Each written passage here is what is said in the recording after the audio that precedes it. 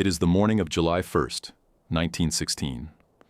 For 7 days, British artillery has pounded the German lines along the Somme. The earth has been torn apart, trenches have collapsed, barbed wire has disappeared beneath clouds of smoke and dust. At least that is what the attacking soldiers have been told. Then, the bombardment stops. Thousands of men climb out of their trenches and begin moving across no man's land. They carry rifles, ammunition, tools, and heavy packs. Ahead of them, the German position appears silent. But beneath the shattered ground, German soldiers are already climbing out of their deep shelters. They drag a heavy weapon into position. A fabric ammunition belt is fed into its receiver. Water is poured into the metal jacket surrounding its barrel. Within seconds, the silence is broken. This was the German MG-08, a weapon that allowed a small crew to place hundreds of bullets across the path of an advancing infantry assault. But the gun itself was only one part of the system.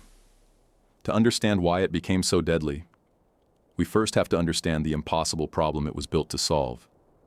Before machine guns dominated the battlefield, an infantryman depended mainly on a bolt-action rifle.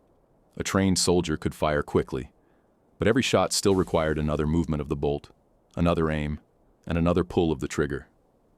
Against a few targets, that might have been enough. Against hundreds of soldiers advancing across open ground, it was not. The defender needed a weapon that could fire again and again without being manually reloaded after every shot. It had to remain stable, it had to survive prolonged firing, and it had to create a wall of bullets before the attackers reached the trench. Germany's answer was the Maschinengewehr 08. The MG-08 was based on Hiram Maxim's automatic machine gun system. When a cartridge was fired, the recoil helped operate the mechanism.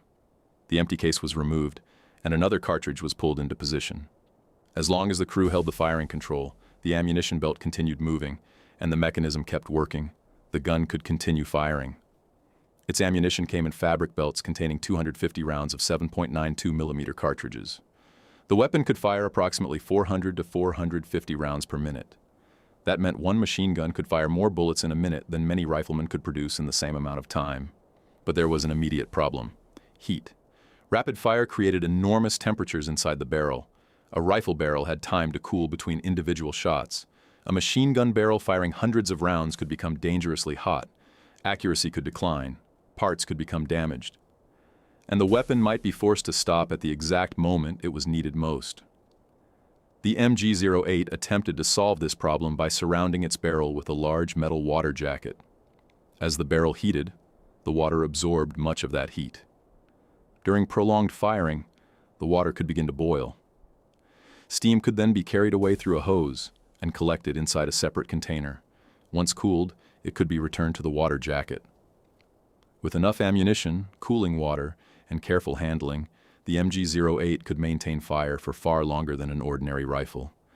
This made it terrifying in defense, but it did not make it simple. The gun was heavy, its sled mount was heavy, the ammunition was heavy. Water, tools, and spare parts also had to be carried. The weapon was more difficult to move and repair in the field than some of its Allied rivals. So the MG-08 was not truly the weapon of one man. It was the center of an entire team. One soldier aimed and fired. Another guided the fabric ammunition belt into the mechanism.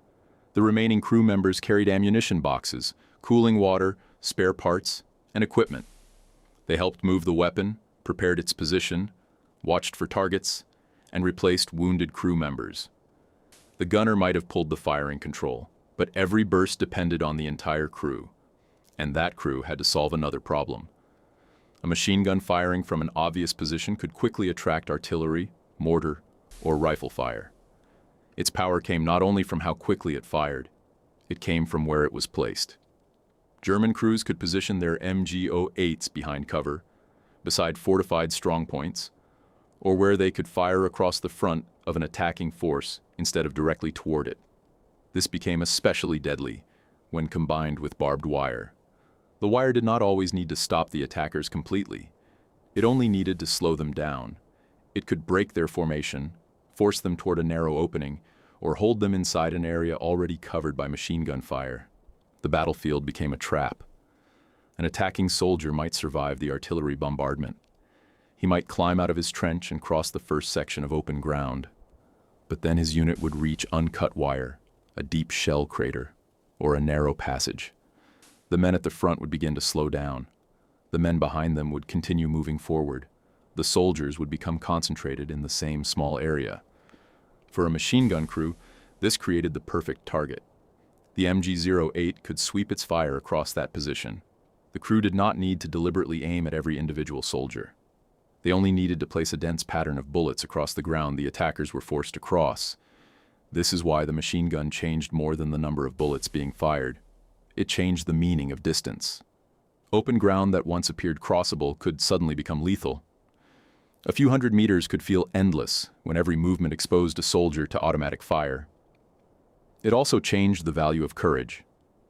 An infantryman could be brave, disciplined, and willing to continue advancing. But courage could not make him invisible. It could not remove intact barbed wire. And it could not stop a machine gun crew from firing into a tightly packed formation. On the first day of the Battle of the Somme, German troops emerged from their deep shelters after the British bombardment ended. They returned to their defensive positions and opened fire on the advancing infantry. The MG-08 contributed to the devastating losses suffered by the attacking forces. But the weapon was not invincible. It depended on ammunition. A 250-round belt could disappear quickly during sustained fire. The fabric belts could become dirty or damaged in the mud. The cooling water could boil away or leak. The mechanism could malfunction. The crew could be killed or wounded. And because the gun was so heavy, moving it while under enemy fire was extremely difficult. Once its position was discovered, artillery and mortars could target it. Infantry soldiers could attack it with grenades or approach from a direction the gun could not cover. Later in the war, armies developed better methods for protecting advancing infantry. One of these was the creeping barrage. Instead of ending before the infantry attack began, artillery fire moved slowly forward across the battlefield. The soldiers followed closely behind it, hoping to reach the German positions before the machine gun crews could leave their shelters and prepare their weapons. But armies were also developing a far more dramatic answer. An armored vehicle designed to cross damaged ground, crush barbed wire, and protect its crew from rifle and machine gun bullets. The tank was slow. It was unreliable. Its interior was hot, deafening, and dangerous. But it represented an attempt to solve the battlefield problem that weapons like the MG-08 had helped create.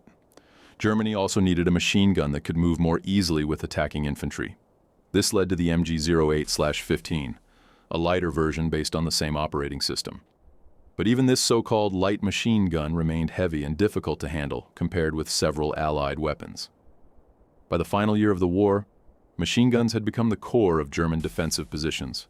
They were present in far greater numbers than they had been in 1914. The MG-08 did not create trench warfare by itself. Artillery, barbed wire, rifles, fortifications, and armies containing millions of soldiers all played their part. But the MG-08 became one of the clearest symbols of this new battlefield. It transformed a small group of trained soldiers into a defensive system capable of dominating open ground. Its true power did not come from one mechanical feature. It came from the combination of automatic fire, cooling water, ammunition supplies, careful positioning, defensive obstacles, and teamwork. A rifle was carried by a soldier.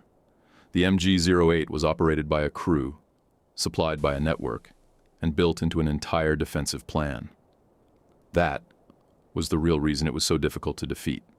Not because the gun could fire forever, but because when everything around it worked correctly, an attacking force had to defeat the weapon, its crew, its protected position, the barbed wire in front of it, and the artillery supporting it, all at the same time.